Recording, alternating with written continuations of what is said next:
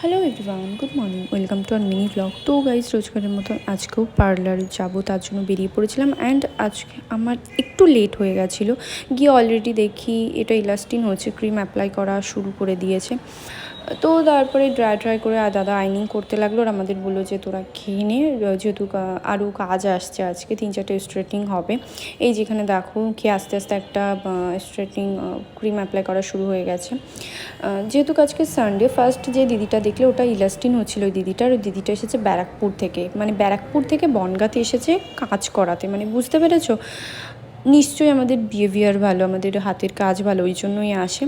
তো এই জন্যই এটাই মানে সবচেয়ে বড় পাওয়া। তো যাই হোক, এই যে ম্যাডামটা দেখছো, ওনার স্পা হয়েছিল। আর এটা একটা হচ্ছে ছোট তার বাচ্চাটা খুব কিউট, খুব বকবক করছিল আমার সাথে, যাওয়ার সময় আমাকে বাই করেছো গেল।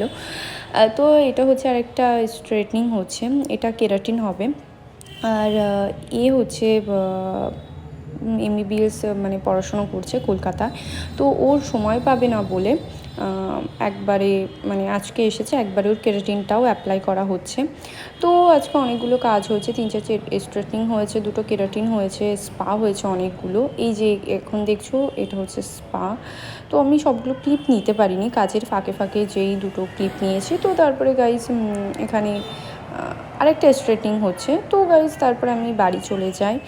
আর আজকের ব্লগটা এই পর্যন্তই। ভালো লাগলে like, comment, share and subscribe করে যাও। দেখা হচ্ছে পরের মিনি ব্লগে।